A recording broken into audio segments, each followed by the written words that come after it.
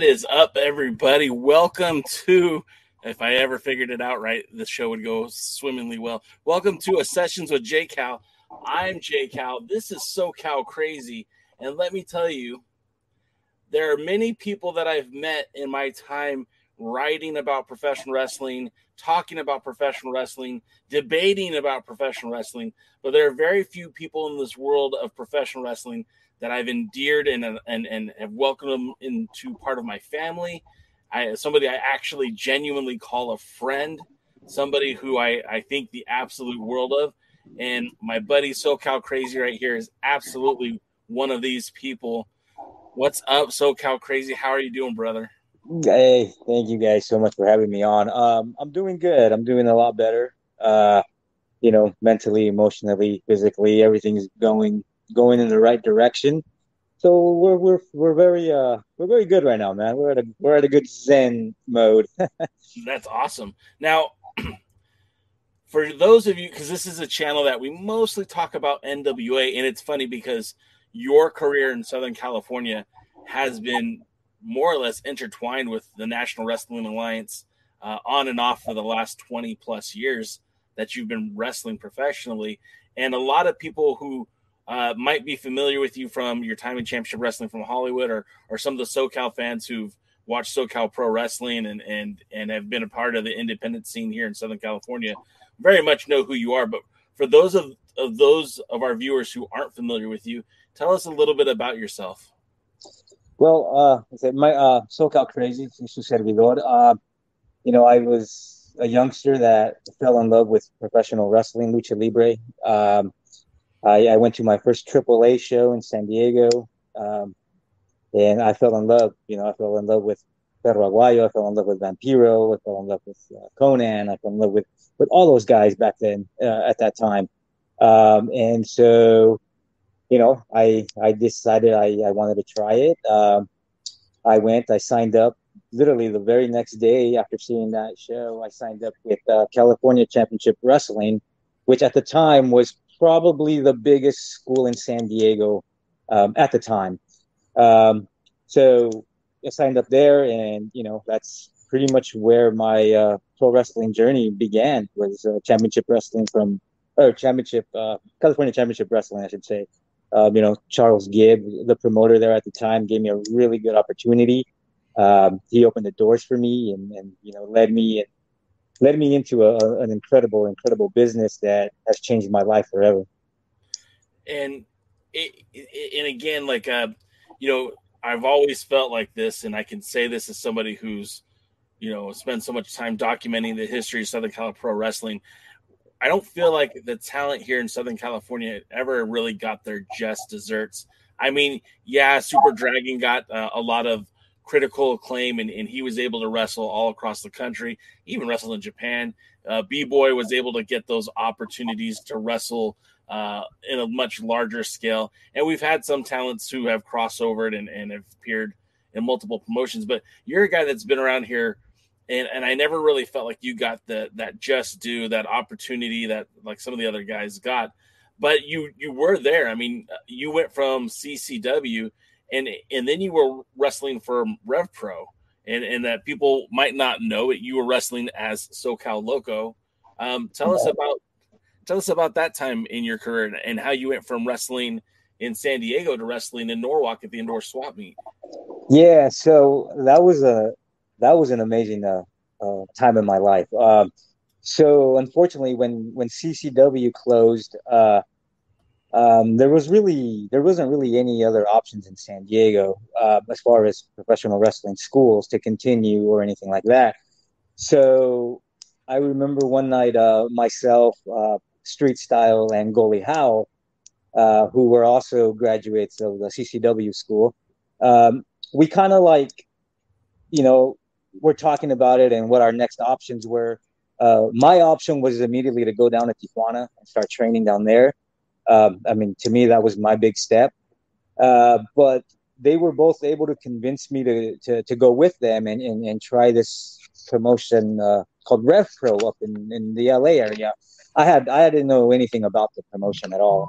I didn't know, that it even existed, to tell you the truth. So I remember we went up there, and I don't remember the details of how we even got booked on the show or what happened, but I do remember traveling to Norwalk, and RevPro was running at the Norwalk Indoor Swap Meet at the time, which was an amazing spot. I loved it. I I really enjoyed it. I only ever got to go to one of those Rev Pro shows, and what's ridiculous about this is I literally lived like 10 minutes away from the venue, and I didn't know, right? I didn't know, and all Yeah. these great matches were happening right there in my own backyard, and I didn't know. But I was only able to ever go to one of the Rev Pro shows there, and then I think I went to one in Anaheim at the marketplace, and then they were at AWS for a very long time, or not AWS, but the uh, uh, autograph place. You know, Frank and Sons, right? Frank and Sons. Yeah, yeah.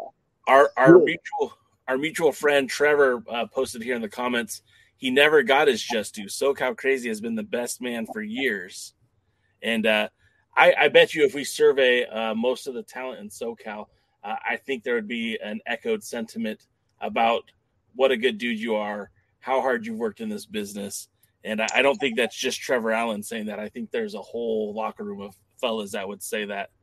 Um, Wow. Real quick, I pulled up some photos from the first time you worked in an NWA promotion. And I don't know if you remember this, if you even knew it was an NWA promotion, but Car Consumer Pro Wrestling bought the NWA rights Right.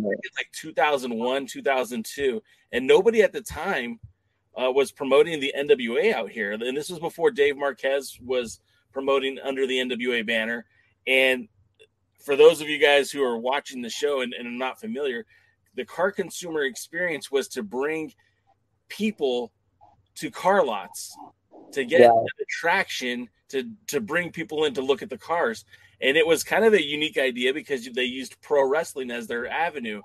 And the wrestling that they used was basically Revolution Pro, which was one of the hottest indies in SoCal. And this is before Pro Wrestling Guerrilla really took off, before there was a Pro Wrestling Guerrilla. Right. And so I have a few photos of you, but they're not the best of photos. But I just wanted to take you back down memory lane a little bit. I think that's you slamming Matrix. Right. Yeah. And this one is in Colton, and that's goalie Hal, I think, doing a side suplex on you. Actually, no, that's Buddy George. Oh, Buddy George, excuse Buddy me. George, yeah. And then this one, you're over here in the corner. I'm not sure where that's. Oh, I guess it's Imperial Valley, so I guess you're out in like Coachella or something. I But believe so, yeah. that's you outside the ring.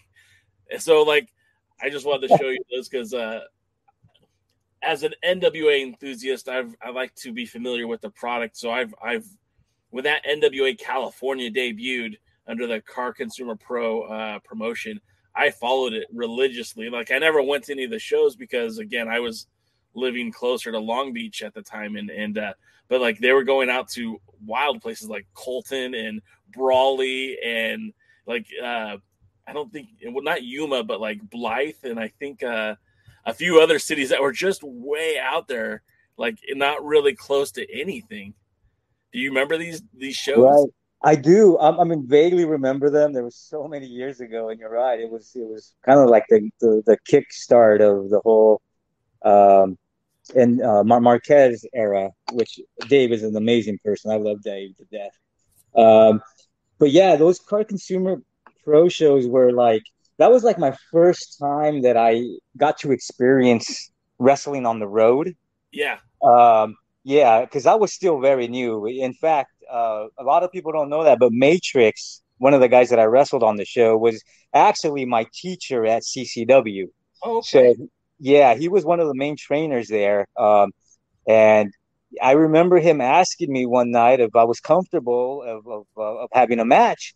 And we would run, practice matches at training and whatnot. Never in my mind at the time thinking I would ever get a chance to actually wrestle with Matrix.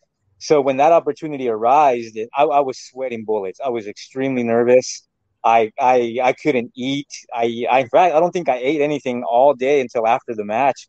And I was so nervous that I forgot a few things in the match, and I just remember Matrix taking me to the corner, and obviously he gave me a few receipts, and at the time I had no idea what receipts were, so I just thought it was just part of the match, so I just went ahead and let it go. uh, but it was definitely an experience. It was a lot of fun. At that time, you're right. That's I was able to. I didn't know at the time. I didn't know how big Revolution Pro was. Right. I was just getting to know it. I was just getting to know all of the stars there. Like Disco Machine and Top Gun Taller and Scott Loss and all those guys. Joey Ryan and Super Dragon and Rising Sun, whom I wish I had more time to get to know him. He was such an amazing person. The time that I got to know him and the conversations we had, it was amazing. We clicked because we both were big fans of James O'Barr of the Crow comic book strip, and so I know he was a huge fan of it, and we talked a lot about that and stuff. But he was definitely one of the guys who's sorely missed today. And I was lucky enough to gotten that opportunity to meet him there, and like all the rest of the guys who later on went on and formed Pro Wrestling Guerrilla and whatnot. But all those car consumer shows were amazing. Like I said, it was my very first taste of me actually traveling and wrestling and seeing exactly how this lifestyle and business is. And I fell in love. I mean, I never looked back, and I wish I had more memories of those times, because man, it was so long ago, and so many hits to the head, you can only remember so much. I have to ask one last question about Card Consumer, because one of my best friends was there with you for some of those matches, and I'm talking about Shogun, Right. the nefarious Adair Cole. Did you have any memories of working with my pal Adair? You know what? I don't think we ever worked together. Um, but I did see him work. I believe at the time I believe he was doing something with either Super Dragon or Rising Sun and Yeah. Taro. So I think all they were doing something. So I never really had the opportunity, but Okay. Adair is a good guy. He was very welcoming. Yeah. He was very helpful when I first got to Revolution Pro. He was telling me, the ins and outs of the promotion and who was who at the time. So he was very helpful. And the only vague memory that I do have of a show that we did was I do remember him. He was very adamant about having a car drive him to the ring at one of the Car Consumer Pro shows. That sounds like Adair. Yeah, and I believe he was on Ron like for a while trying to get that spot, and then finally it actually happened, and he came down. I don't remember the type of car, but I do remember him driving down to the ring in one of the cars. It was pretty great. That is very much Adair, and that sounds amazing. Uh, from there, of course, as when Rev Pro kind of disappeared, that kind of felt like an open card for everyone to start getting into the wrestling promoting business. And a lot of promotions were great to jump in, like AWS, where you spent a lot of time working. Of course, Jeff Dino opened up SoCal Pro down closer to home for you, and you were able to essentially, you were the figure of that company. I mean, literally, you guys shared the same name, SoCal Crazy, SoCal Pro. You were essentially like the mascot for the promotion. Tell me about how it was at that point where you're working AWS, you're working EWF, one of the longest standing wrestling promotions in SoCal. You're at SoCal Pro, and you really were building up your legacy at that time. Tell me about those days of when you're wrestling in SoCal. Wow, those days were fun, man. I mean, it was an awesome time because it was, you know, I was fortunate to have a pretty full schedule of wrestling. Sometimes my wrestling would start Thursday night and they would go all the way to or Sunday. Yeah. And I mean, it was great. It was amazing. It was a time where, you know, there wasn't a lot of promotions in the SoCal area, but the promotions that were here were pumping shows like every month. you Yeah. know, and they were generating new fans and lifelong fans actually. Um, when I at one period of time, I believe I was carrying belts to all three promotions, which was an incredible honor. I mean, that's something that I'm never going to forget. I'll always be thankful to AWS, EWF, and SoCal Pro for opening that door. Because you know, without those promotions, obviously, I wouldn't be anywhere, honestly. So I do owe them a lot, and just just scheduling my time between all three of those companies at that particular time was I thought I was hitting the big time. You know, I was like, cool, man, this is it. Like, I'm working for this company. Now I got to go this one. Now I got to go this one. And nowadays, I see these young guys that are like working here, here, here, here, which is great. But I was like, man, where were all these options when we were, you know, back in the day? Well, it's a whole new world now. It seems like every day there's a new promotion popping up, which I mean, Yeah, I've always argued that that's great for the boys because the opportunity to work. I think, you know, every in your industry, it's all about repetition. It's all about getting those reps in, and the right. more live action reps you get, you know, you can't really recreate some of those moments inside of a gym. It really has to be in front of a viewing audience. So, I mean, I think it's great on that hand, but I also can see the downfall for that too because um, it tends to water down the product sometimes. So there's a thin line you have to walk. Uh, I mean, do you agree or do you disagree with that? No, no, I agree with what you're saying. Yeah, you're totally right on that aspect. You know, uh, to me, when you know when I first broke in, one of the golden rules at the time was you know you can't go and wrestle for another promotion, especially if they're running on the same week or the Yeah, same month. yeah, You know, at the time, you know that was like a big no no. Like you had to just stay wherever it is you agreed to be at. You right. know, and now you know I guess back then it was cool because that's how you I guess at the time that's how you got established, you Yeah, know, because there wasn't a lot of companies, there wasn't a lot of other options. I mean, you if you had a spot, if you had a really good spot at either EWF or AWS or SoCal Pro, I mean, you wanted to cherish that and you wanted to keep that. You know, you didn't want to jeopardize that by going to another promotion and causing drama that you didn't need. Um, but again, at the same time, you're right. You know, I like it that there's more options now yeah, for young kids because the only way that you're going to get better in this business is if you wrestle people that you don't train with, you right. know, because I mean you get spoiled if you keep wrestling the person that you're training with over and over again. Yeah, you might go out there and have the match of the night, but it'll spoil you, you know. If you go and you wrestle somebody that you've never met before, that's where the real test is at. Because then Yeah. that's going to be like, okay, we've never met before, but I know you know that we can both go in here and do and get the job done, you know. That was So that was always one of the biggest things that Rev Pro used to kind of get crap about is that their students were basically there. You know, everyone kind of trained at Rev Pro, and they didn't have that association with UPW or EWF, so they kind of had to grow inside. And it was when the cream started rising to the top in Rev Pro that they started going to places like XPW, and they're like, oh well, they only have good matches with guys that are on their roster. But then, I mean, that obviously started to change too as the more opportunities came around.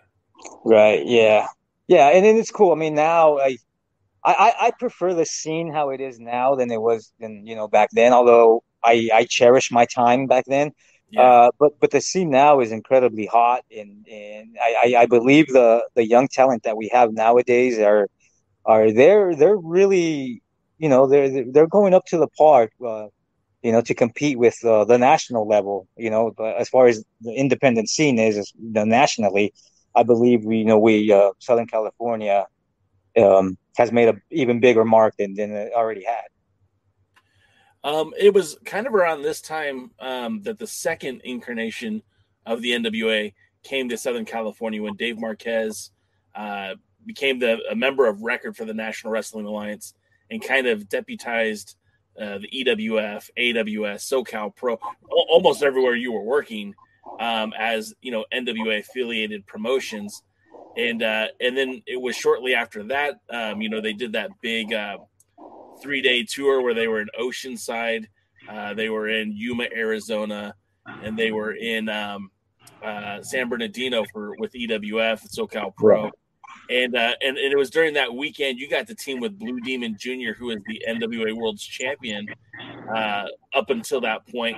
How was that experience working with Blue Demon Jr.? How was that experience being a part of that traveling show that was kind of a big deal for the NWA at the time? Yeah, that was a very cool experience for me. I actually I had met Blue Demon Jr. Prior to that event, so we weren't strangers to each other. I mean, we weren't best friends either, obviously, but we weren't strangers. So I do remember when we got to the venue, which ended up being a baseball field. Yeah. They put us all in this big room, and I'm talking to Blue Demon, and we're trying to discuss what we're gonna do and whatnot, and he's giving me pointers. I mean, the best thing you could do is just listen to what Blue Demon has to say, because I mean that man is an incredible treasure to professional wrestling. Period. Yeah. So I mean, just sitting there and have him talk to me and calling me by my real name, I was like, oh my God, this is amazing. That's awesome. Yeah. So, but it was cool. I mean, the match we went out there, I believe it was a tag match. It was myself and Blue Demon Jr. up against Gallo and Mascara Sagrada, I believe. Yes. And I do remember that match. The only reason I remember it is because at one point Mascara Sagrada got so upset. I don't remember what he got upset about, but he was upset about something that he literally tore my gear. I remember that. Yeah, he tore my gear. I think I have a zipper that goes by my chest. Yeah. So I think what he was trying to do was he was trying to unzip my one piece and give me the chop deal, but he couldn't get it. And I think that's what pissed him off. So he just said, screw it. And he just ripped it. And I just remember like the chops were hurting, but my main focus was like, oh my God, my gear just ripped. Oh, man. So I was like, oh no, like a wardrobe malfunction. Now, did you get hot after that? Did you want to throw down with like a Lucha Libre legend, or were you just like, well, that's just how it goes, man? You know what? I mean, I'm not gonna lie to you, and I was a little upset. I was upset. I remember, I do remember looking at Demon, and I just remember him like he put his head to his mask and did one of these deals where he just shook his head. So I was like, I don't know if that's the green light to go ahead and go on this dude, or should I just tag out? So I think I just ended up tagging out. But yeah, I mean, I was hot. I was like really upset, and the whole match I was just thinking like, man, like I gotta give him a receipt. Like I have to give him a receipt. Like if I don't give him a receipt, I'm gonna get called out on it. Right. And I don't think I did anything. I don't remember, honestly. I'm sure somebody's got the match floating around somewhere, but I don't recall. I do recall though, after the match, I went to the back and I believe I ran into Dave Marquez, and I told him, I was like, hey, you know what, Dave, he ripped my deal, and I think Dave told me, well, you should have busted his ass. So something around that line. Maybe those weren't his exact words, but something around that. And I was just looked at him. I was like, okay, I guess that was the green light. But it's cool. It was a cool experience. I mean, unfortunately that happened, but it was. I wouldn't change it. Okay, so I just have to ask, because now my mind is going a mile a minute. How many heroes did you get to step in the ring with? How many lucha icons did you get to share the ring in your time? Oh man, geez, I don't know. I this is something that I wish I would have written down and kept track. Honestly, but at the time, when you're approached with these great opportunities to wrestle these awesome legends that you've grown up watching, you just jump at it. You don't really think, oh man, let me get my notebook and write this down. Yeah, that's fair. So you just jump at the opportunity. But I can honestly say, I mean, I've had the privilege and honor to be in the ring with Atlantis, Ultimo Guerrero, obviously Rey Mysterio, Chavo Guerrero, Great. Mr. Tempest, who's huge in the Ensenada, Texas area deal. Máscara Sagrada, Blue Demon Jr., Juventud Guerrera, yeah. I'm sure there's more. I just unfortunately I can't remember. But all those have been an amazing opportunity. Just to step in the ring with them, and the only one that I kind of wish I would have gotten the honor of being in the ring with that never truly happened was Phoenix. We were scheduled for a match with SoCal Pro, and I don't know exactly what happened or what the deal was, but unfortunately that match never came to be. That sucks. I'm as I'm sitting there, we're talking, and I was just trying to look up some more of the Lucha names. I did not know that you were able to get a few matches in Japan. Tell me about that experience, man. I didn't know you were in Japan. Yeah, so I was able to go to Japan, and I hooked up with my friend Dragon Yuki, who wrestles a lot in Mexico, and we did a few shows together for EWF, and I believe he did a few shows for SoCal Pro, and so we always kept in contact. And so when I was out there, I actually, before I went out, I actually got in contact with him, and I was just wondering, I was like, hey, is there any shows going on, during that time that I'll be there? And he was able to hook me up with a few shows out there, which was an amazing experience. I got to wrestle one guy by the name of Uma for Pro Wrestling Kajeki, which was, it was a huge honor, just to experience that aspect of the wrestling crowd, the Japanese wrestling fans and their culture and the way that they do stuff there was an amazing experience. I Pro Wrestling Kajeki, I thank them, and I'll always thank them for opening the doors for me. They virtually had no idea who I was. They had no idea who SoCal Crazy was or anything like that. They took a chance. I went out there, I delivered, and the crowd was good, and I got a lot of positive feedback. So that was an awesome experience with them. And then I was also able to wrestle for, I believe it was a sub company that is associated with DDT Pro. Yeah. So I got to wrestle, I believe the guy or the wrestler I worked was something Andros. I got it right here. Space Galaxy Warrior Andros. There we go. Yeah. It's a great name. Yeah. So his whole deal was he was like an outer space luchador gimmick deal, which was great. I mean, he played the part perfectly. So when he came up to me and introduced himself, and we started, talking or try to put something together, he tried to talk to me in Spanish. So it was great because we were able to put together a match in Spanish. Like he really wanted to be like, hey, I really want to do a lucha match. Can we plan it in Spanish? I've been practicing. I was like, dude, let's do it.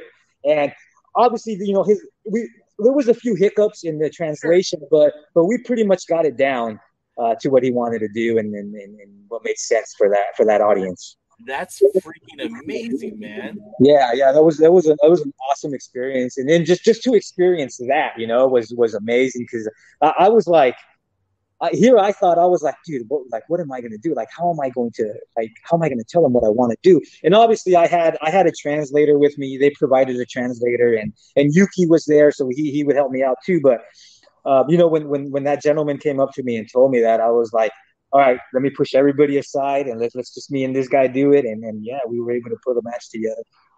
That's pretty cool, man. So again, the legacy of SoCal Crazy just grows. I didn't even know this, man, and I would like to think that I'm a guy that's followed your career pretty closely, and I never even knew you were in Japan. So that's awesome, man.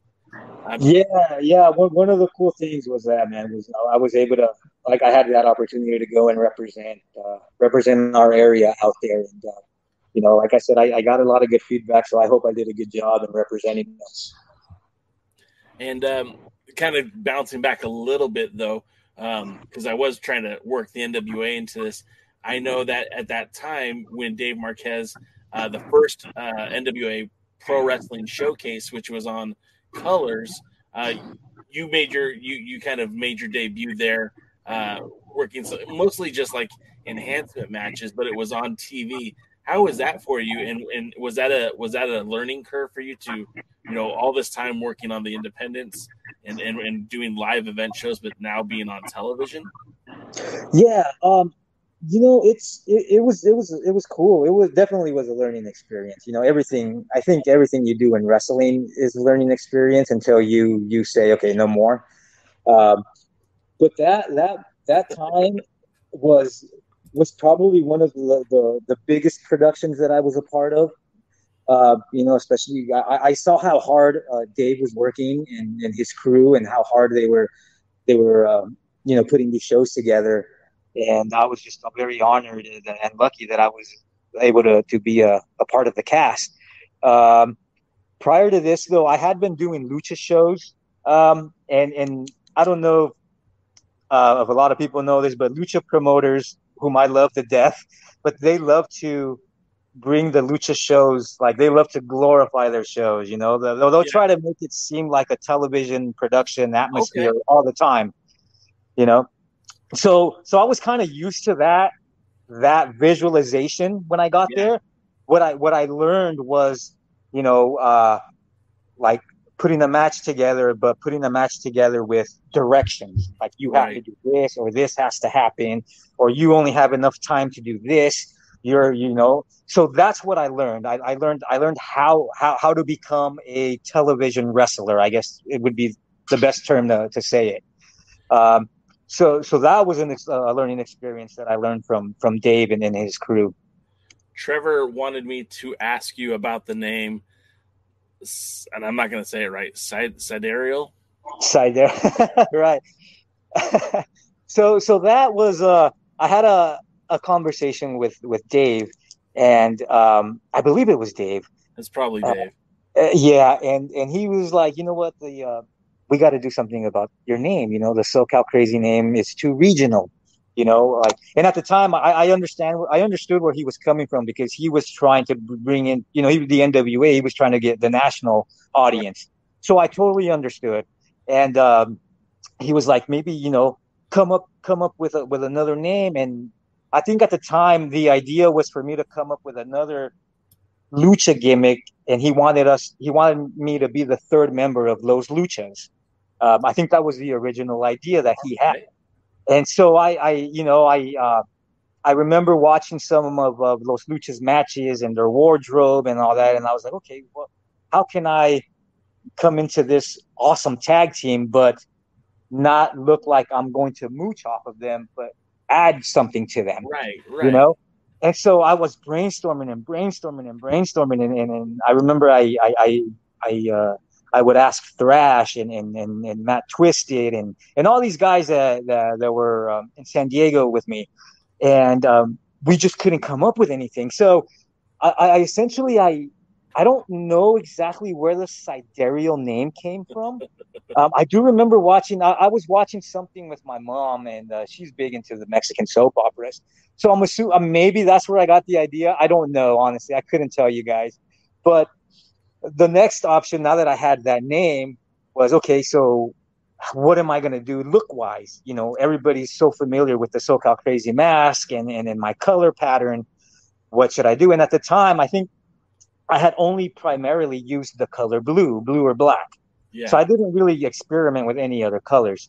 And so I got the idea. I was like, okay, well, let's do black, red, and white, kind of pairing with what Los Luchas was Yeah. catering to at the time. And so I, went to the gear guy. He made the gear, blah, blah, blah, blah, blah. Long story short, I go out as Sidereal for my first match. I do my first couple of moves, and all I remember is people were like, SoCal Crazy, SoCal Crazy. I was like, okay, this totally backfired. This is not gonna work. And so I remember. I think it might have been Dave, or it might have been I don't know. I don't. It might have been somebody, and I was like, you know what, dude, this isn't gonna work. I think I'm gonna go back to the SoCal Crazy, and I'll just see where that takes me. And they agreed, and we ended up scrapping Sidereal and just went on with SoCal Crazy. But I still have the Sidereal gear, which every now and then I'll pull it out just to look at it. I'll never wear it. So it's sitting there. It's sitting there. Well, that first of all, thanks Trevor for asking that because that was great. Um, Secondly, I do remember being there at the Columbia Square studio, and the crowd was chanting "SoCal Crazy." I may have been chanting with them, so I apologize if I caused you to strife.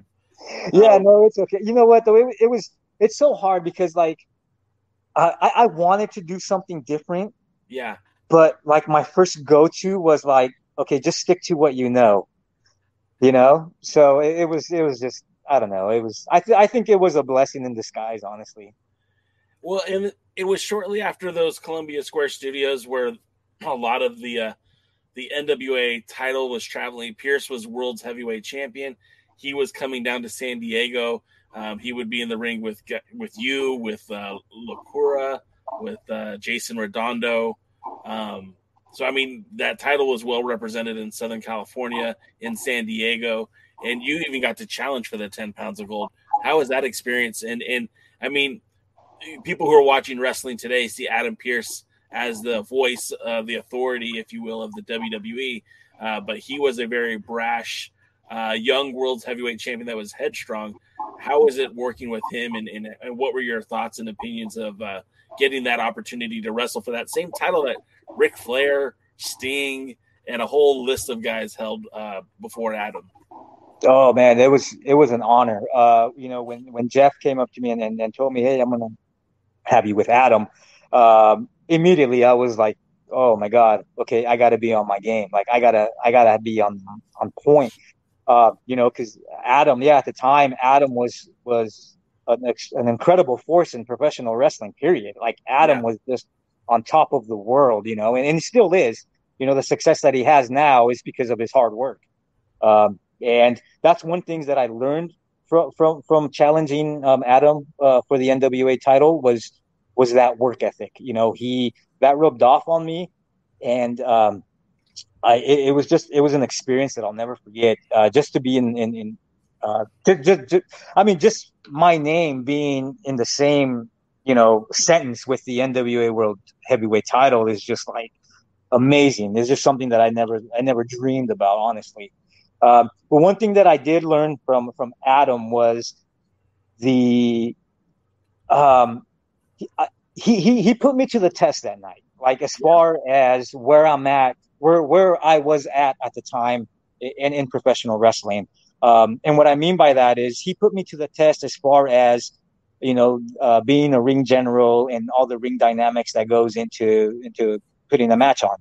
At the time I was young and naive, and I just wanted to do cool stuff. And he was able to teach me the the right. I guess I could say the right mentality for a match like that. And I owe him a lot. I owe him a lot. That those I believe we had maybe 2 or 3 matches, but all the time that I had in the ring with Adam was definitely a learning experience and something that I've kept with me, till now. Yeah, just as I'm looking right now, you guys had two one-on-one matches, both at Oceanside. Then you guys had a tag team match where you teamed with Baby Slim against him and Jason Redondo, and then you guys actually shared the ring a couple other times there in Oceanside with the SoCal Rumble, and then teaming against the Mirror Image Megastars and Right. in those matches, which were just all out war and a lot of fun too. It's just I remember. I think you remember me being in the audience for a lot of those SoCal Pro shows back in 2012, and getting to see you challenge for that title, and that Oceanside crowd being so behind you. It's like Adam Pierce is a San Diego resident, but everyone's Yeah. going to forget that because you were right there, and that Oceanside crowd just was completely enamored with you, and that was kind of a cool moment to see you have those opportunities. Of course, the title always stayed with Adam, but those matches I think were pretty awesome for not just for your experience, but also for the fans at Oceanside. Yeah, one thing that I actually I haven't really told anybody this, but one thing that happened to me that night when I believe it was the first time that I wrestled Adam for the NWA title. Um, we were doing the match and whatnot, and I do remember one time I think he threw me out to the outside, and I happened to notice that my cousin was sitting in the front row. One of my cousins was sitting in the front row. Now, this particular cousin of mine, he's always been a wrestling fan, but I guess like a closet wrestling fan. He didn't really like to admit that he liked wrestling. Why? I don't know. That's whatever his reasons were. But I do remember him sitting in the crowd, and we made eye contact, and that I don't know, that just like put like lighted a fire in me, that because out of everybody in the audience, that was the last face that I would ever imagine seeing, especially at that time. So I was just starstruck that I saw my cousin in the front row, and I went back in the ring, and I believe even Adam was like mentioned to me like, okay, hey, that second half, you brought it, man. But it was because of my cousin, and I was like, okay, now that I know somebody personally in the crowd, I can't screw up. I got to bring my A game again, you know. That's awesome. Yeah, it's something that I've never really shared with anybody. And actually, the cool thing is, later on that night is I got in touch with that particular cousin, and I asked him, I was like, hey, you should have let me know you were coming. I would have taken you to the back, and you could have managed me, you know. Yeah. And he was like, yeah, no, I didn't want to make it a big deal.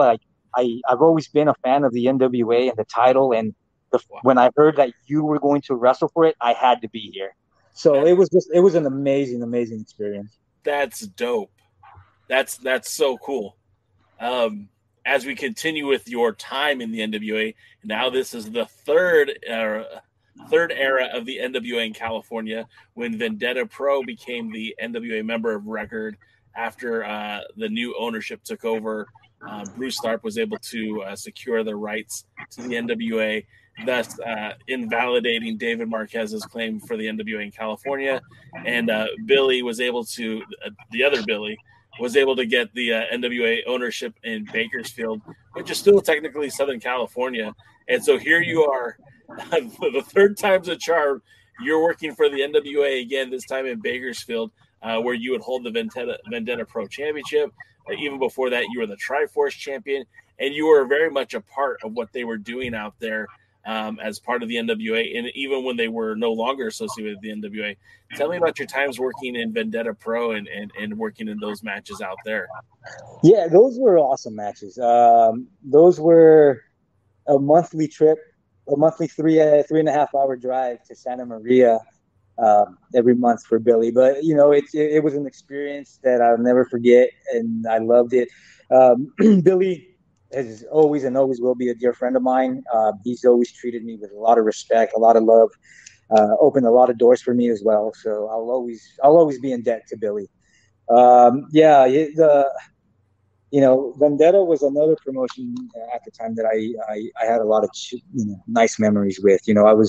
I was able to step into the ring there with a lot of cool guys. I had a really good feud with Little Cholo for the Triforce title. Yeah. I did. I had an awesome triple threat match with Brian Cage and Daivari.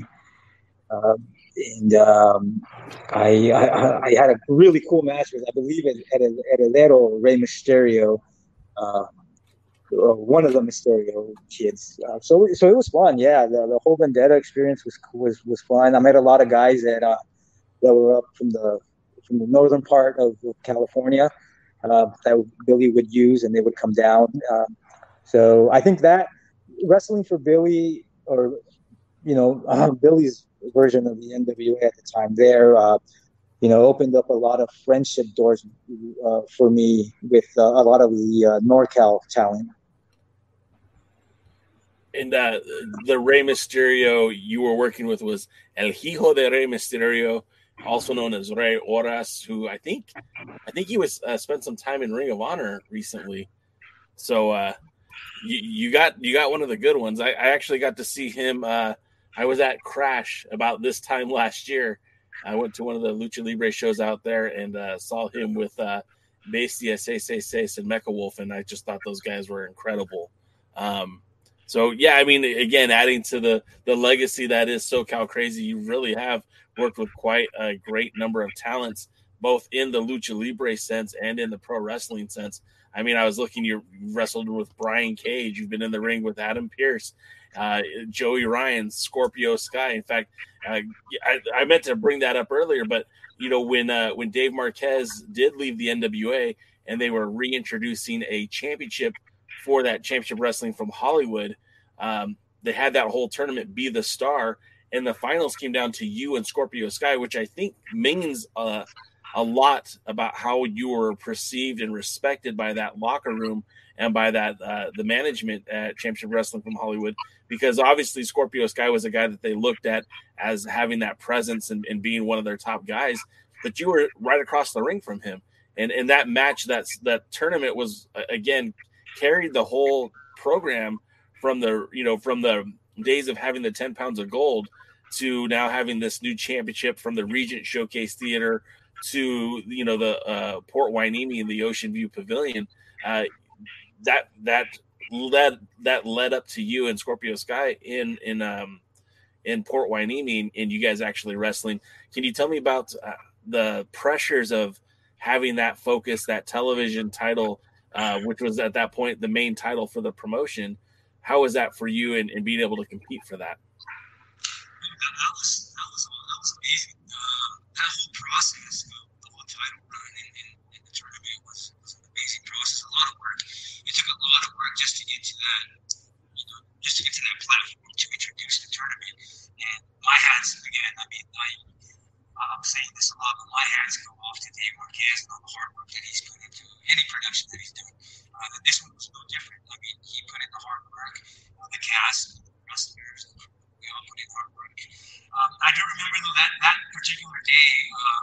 I believe I had wrestled once, if not twice, that day because they wanted to tape a couple of matches for television. And so when it came down to me and Sky, I was very nervous.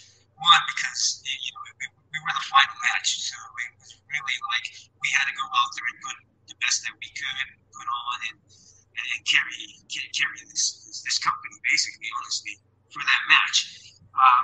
And so we went out there and we as prior to the match, me and Sky were just talking about non-wrestling things, honestly.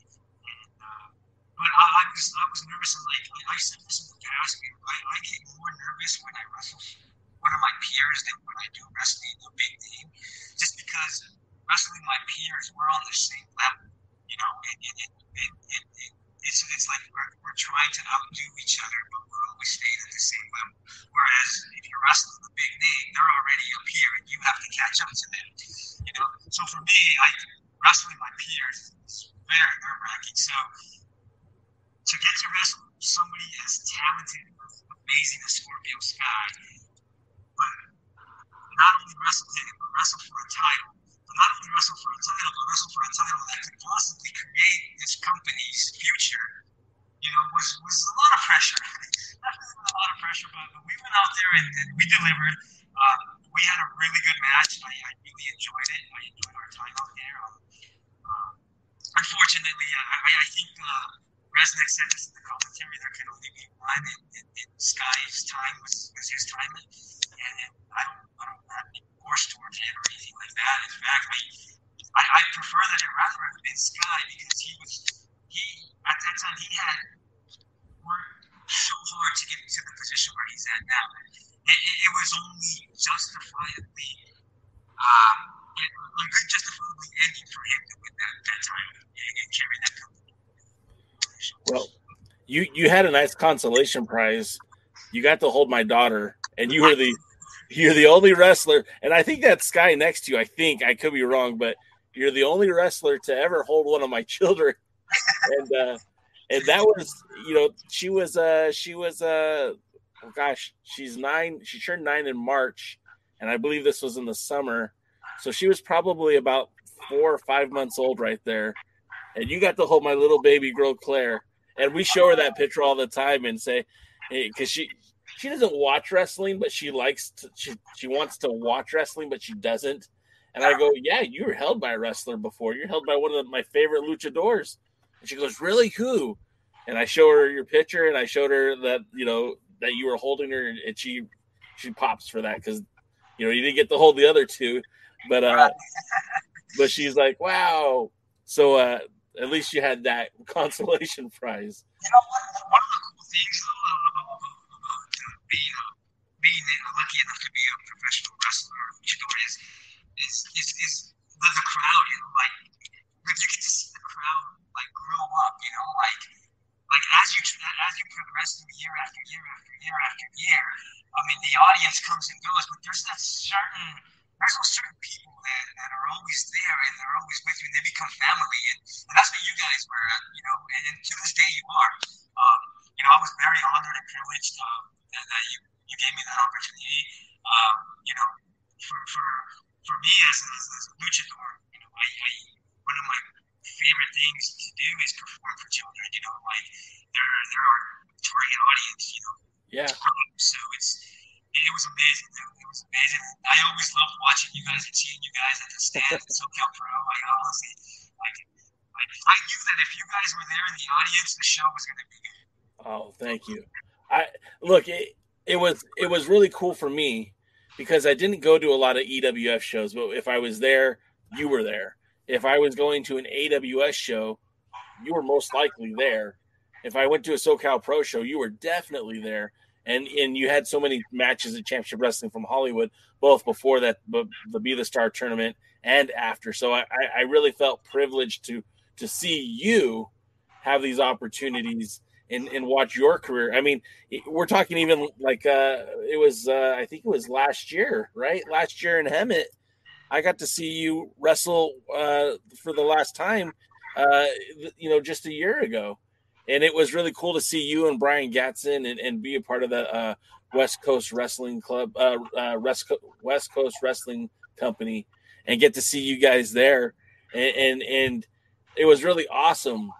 And I know that shortly after that match, I guess that's when the diagnosis happened. Well, if people don't know, you were diagnosed with colon cancer. And I know that I believe they caught it early. At least I think they did.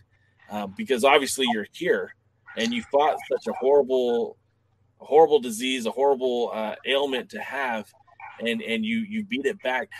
Tell me about that process, because I know that's not easy. That C word is so scary for so many people, and a lot of people don't survive when they have cancer. Yeah, it was definitely eye-opening experience for sure. Actually, that photo, I think. The photo with Gatson that you just had up, I believe that was actually the very last time that I wrestled before I got diagnosed. I do. So that whole thing came about because I had received the third COVID shot, and I wasn't feeling too well after the shot. So I ended up going to the doctor, and I let them know, hey, I got the shot, not feeling too well. Could you guys check me out? And so they ended up checking me out, and they told me, you know what, you're okay. They gave me medication, sent me home. So I went home. A few hours later, I started feeling really nauseous, and I started throwing up. And so I was like, okay, this isn't normal. Let me go back to the hospital. So this time I went to an urgent care. And then there, the nurse was like, okay, well, let us give you a CAT scan. Maybe it's something you ate, or maybe it is the effects of the COVID shot. Like, cool. Gave me the COVID shot.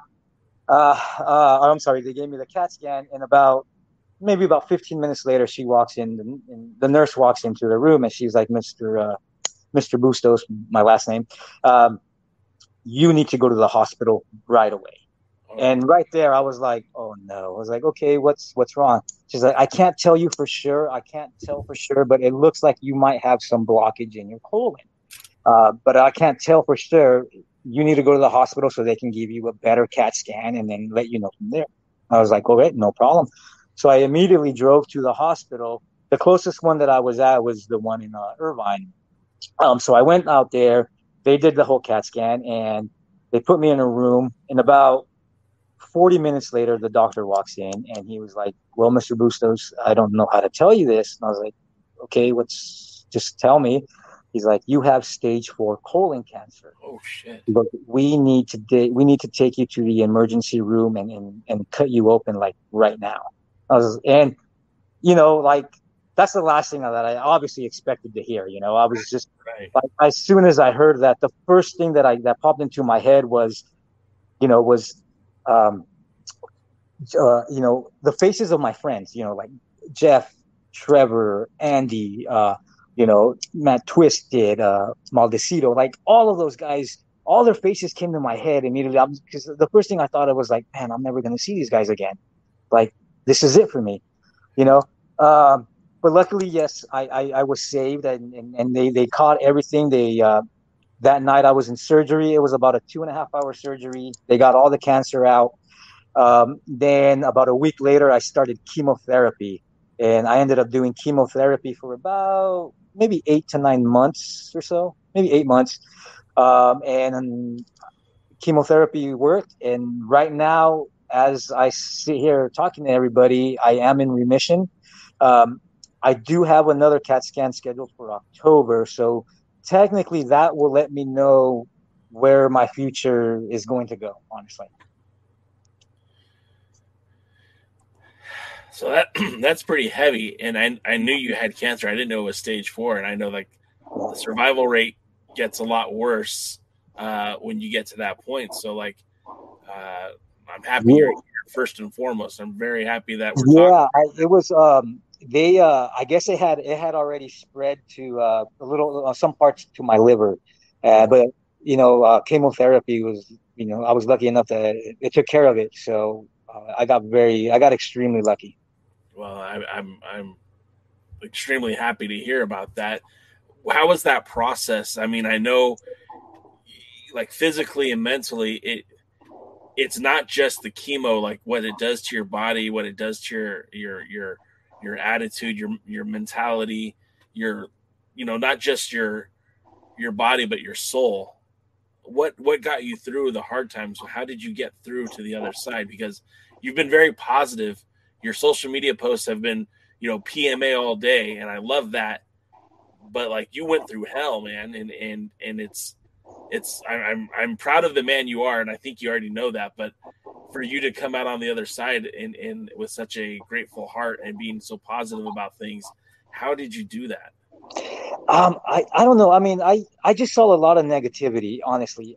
When I was in the hospital, and I was at, I guess the best way to describe it was I was at the cancer wing of the hospital, and it just like, the crying and the screams and just the atmosphere that I was with was just so negative, and it was just people going through pain and doctors working tremendously to try to get these people to feel better, including myself. So it was just a lot of dark negative vibes that were around me at the time, so I thought to myself, I was like, well, I mean, okay, I have cancer. I'm here in bed. The only thing I could do is wait it out and fight it. What am I going to do? Just feel sorry for myself and just sit here and just let time go by.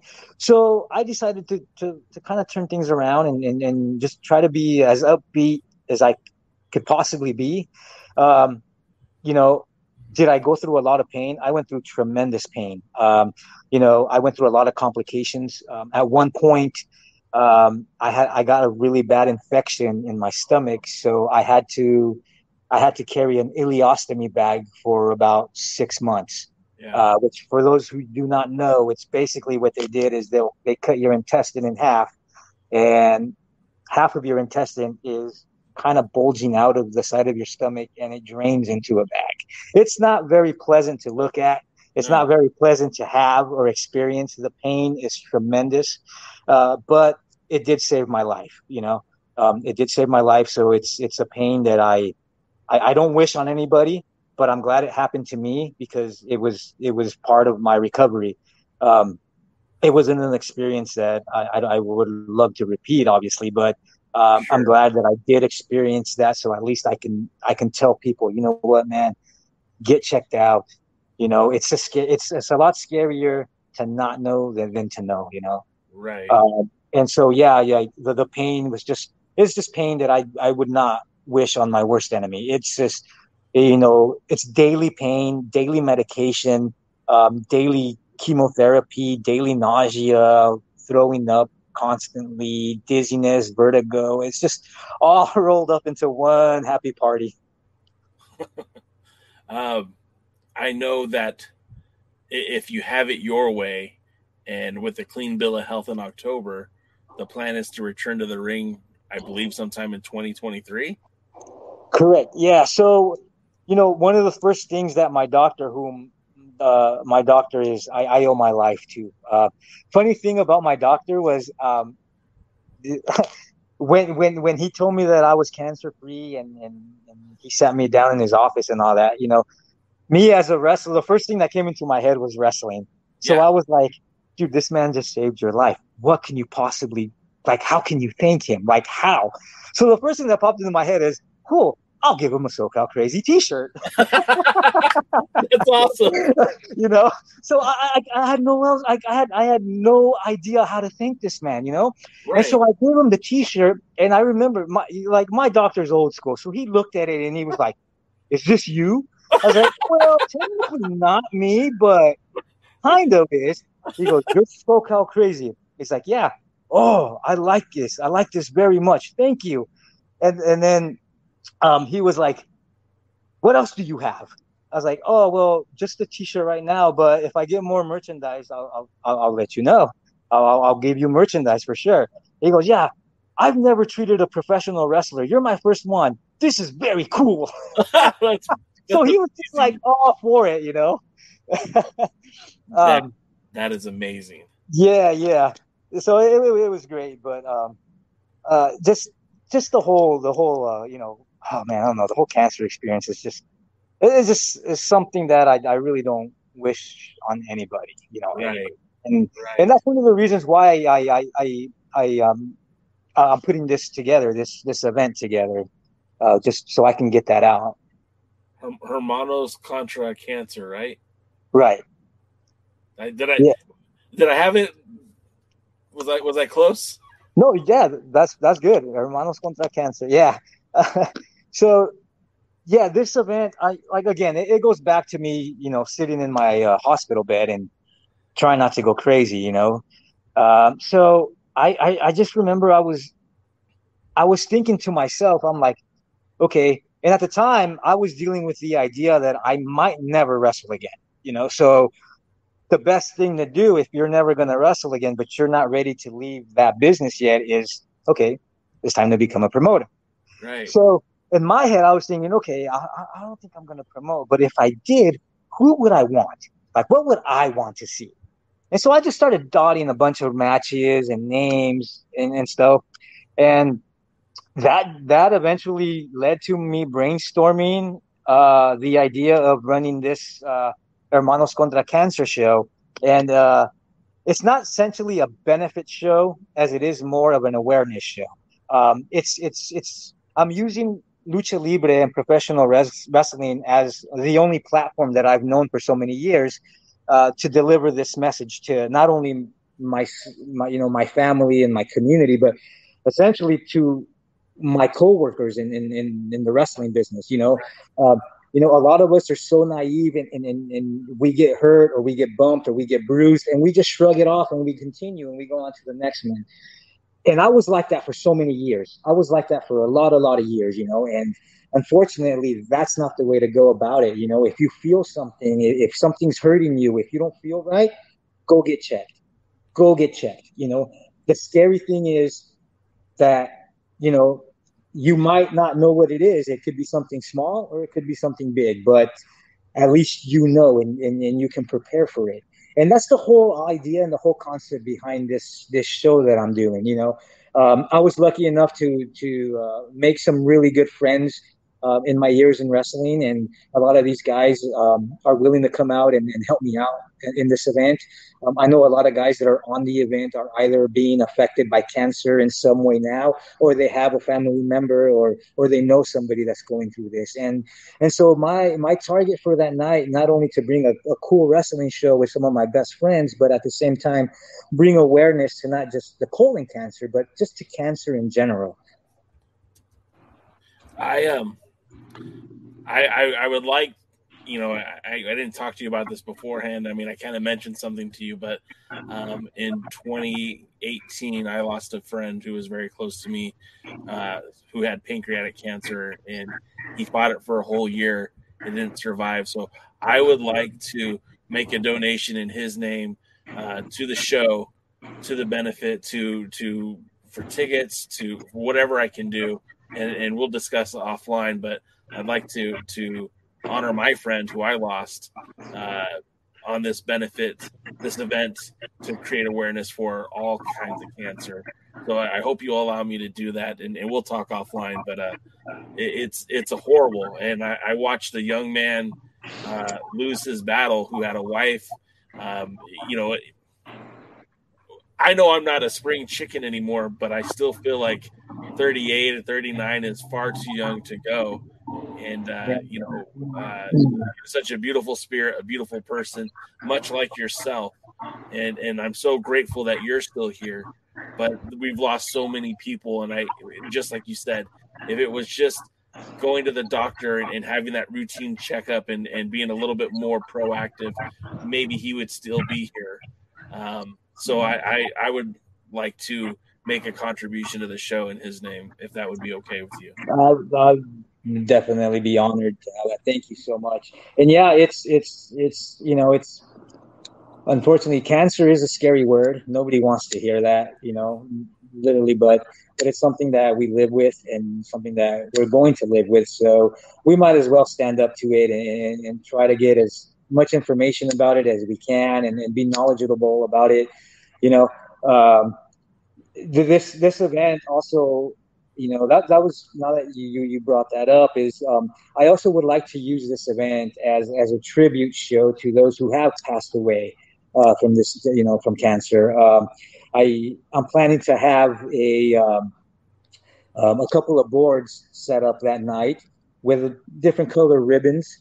So you can go ahead and if you wanna share, it's all up to you. Obviously, you can write the name of the person who's affected or that you've lost and put it on the board. And during intermission, we're going to celebrate those lives, and we want to make sure that those lives aren't forgotten. Because again, obviously, cancer is something that it's scary, but we have to deal with, unfortunately. That's beautiful, man. I think that's a very fitting tribute to those we've lost, as well as to help create awareness. I think it's great. And like you said, you're using the vehicle that you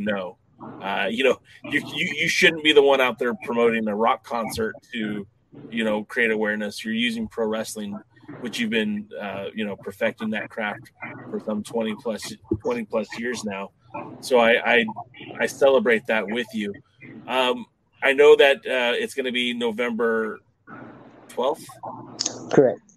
And it's going to be, do you have a venue yet for that, or are you still working on the venue?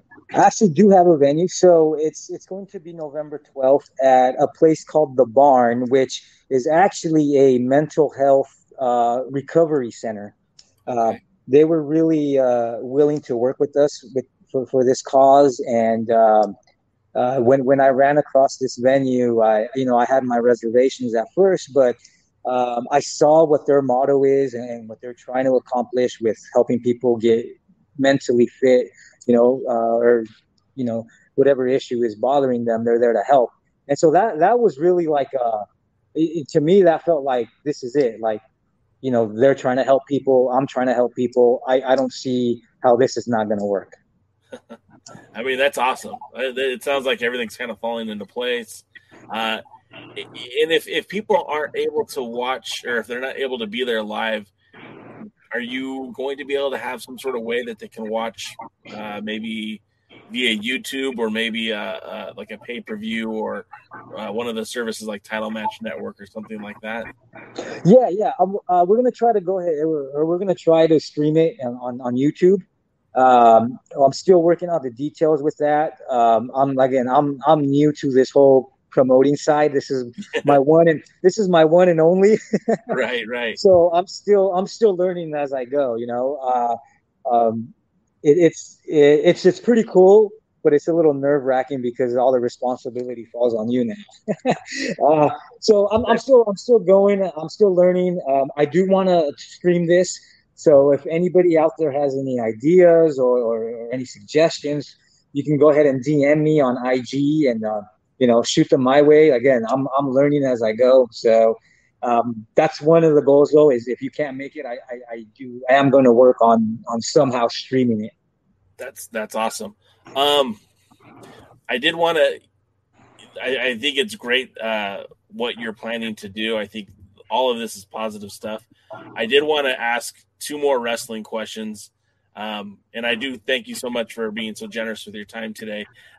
Trevor, our buddy Trevor, had a great question. He said, "Who is a young guy in SoCal today that SoCal Crazy is excited about? Is there somebody out there right now that you're like, yeah, that guy's got it?" Wow. There's not one particular. I've been honored to have been a part of a lot of these young guys. Their beginning training. You can spend as much time as you want name dropping. I don't mind. I think right now, obviously, I'm very proud of where Jordan Cruz is at. Oh yeah. I remember him when he first was starting out. I'm very, very proud of where Danny Limelight is at. Extremely proud of where Hunter Freeman is going. With his new discovery of hardcore wrestling. So I hope that pans out well for him. But I'm very proud of him, regardless. I'm very proud of Julius and what he's done and what he's accomplished. Oh yeah. So there's just so many guys, that I really admire. I admire Barbie Boy a lot. Both Brandon and Danny Devine up in Millennium Pro. I'm glad that Danny's back from his injury and he's kicking butt again. So I don't really have one particular. I'm honestly excited for how the scene is right now. I'm just really bummed out that I'm on the sideline and I can't participate. I did talk to Danny Limelight. In fact, when you say mi gente, and he also says that. And although he's never held any of my kids, I do think of him as a friend and somebody I care about. And I know there was quite a bit of controversy when he left SoCal Pro, and I know that would put you in kind of an awkward position because of your relationship with Jeff Dino. Plus, I believe you were even working with Danny up in the Vendetta, or maybe it wasn't Vendetta, but some of the promotions outside of the major Los Angeles area. When you see his success now, obviously he had a short stint with AEW. He had a short stint with MLW. He's one of the hottest commodities in championship wrestling from Hollywood, your old stomping grounds. What does that mean for you when you see a talent like him? Oh man, it makes me think that we did something right. As far as where he's at in the wrestling business, and where he's going and what he's done. I'm not going to take all the credit because he's a hard worker and sure. he deserves the credit himself. I just showed him the basics and opened at least I'd like to hope I opened at least some doors for him. But I'm extremely proud of where he's at and what a hot item he's become. And he's always been talented. He's always been very talented, very athletic. So I'm really glad for the position that he finds himself in right now. And I really hope that he somehow makes it into one of the big companies.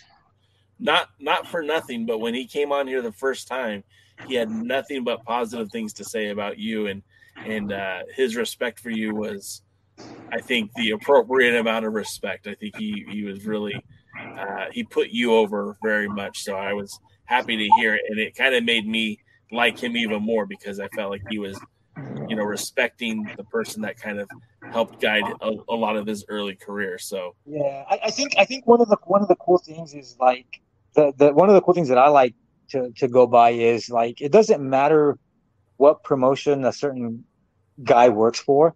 I yeah, mean, you could become friends. There's no law that says you can't be friends because he right, worked here or you work there or whatever, you know. And so I've always kept that mentality since day one, you know. Like even when I learned back then when I was first breaking in about it wasn't so much the territories, but everybody had that territory kind of mind frame at the time. yeah, that But definitely that even mentality. yeah, so even that though, back then I was like, no, screw it. You know, I'm gonna go talk to this dude, or this dude, or this dude, or this guy. You know, whatever. And that's how I was lucky enough to become, make a lot of good friends and a lot of and have a lot of lifelong friends that I have now. Um, and that's what I think about, like with Danny and Hunter and Jordan and Julius, and then, I mean, yeah, I was there when they broke in, but now I don't really consider them as like students. I consider them more like friends and coworkers, and they've earned that respect. They're at that level now where they're no longer trainees. They're Right. they're they're pro wrestlers, and just to see that, to see from where they were at, to see that, it's just like mind blowing, because it's like, cool, okay, I was able to bring what Matrix taught me, and now I was able to pass it on to them. So that's awesome. Well, there's definitely like the expression I believe is like the learning tree, right? So you Right. sat under the Matrix learning tree, and the skills that you learned, you've passed down to all these, a lot of the talents that were SoCal Pro and have gone on to do other things. So I mean, at the very least, you don't have to acknowledge that, or you don't have to say, hey, I trained you, but they sat under your learning tree, and your Yeah. influence in Southern California in the world of professional wrestling continues to grow when you see guys again like Jordan Cruz, who's the championship wrestling from Hollywood television champion, United Wrestling Network TV champion. When you look at Danny Limelight, who's held tag team titles in the United Wrestling Network and MLW, and like you said, a lot of those guys who've just really stepped their game up and really look like they're on to the next big thing and have all this potential. So, I mean, at the very least, you could say, yes, these folks sat under my learning tree. And I think that's pretty awesome. Yeah, I was lucky enough to have them. I mean, all of those guys are extraordinary, awesome dudes, and I have nothing bad to say about them. They've worked hard since day one. Since day one, they've worked hard and they've never backpedaled. And that's what's cool. I respect and admire them for all of their hard work. So November 12th is going to be the date. And of course, there will be more event information coming out soon. You can visit alliance-wrestling.com and we'll be posting event info and how to get tickets and all that stuff. Of course, you could follow SoCal Crazy on, I know you're on Instagram. Are you also on Twitter? I am on Twitter, but I don't really use Twitter that much. I use more Instagram. It's just I'm older now. My vision is, or my mentality to keep a sentence is not that great anymore. So I do a lot of pictures. The pictures and videos work.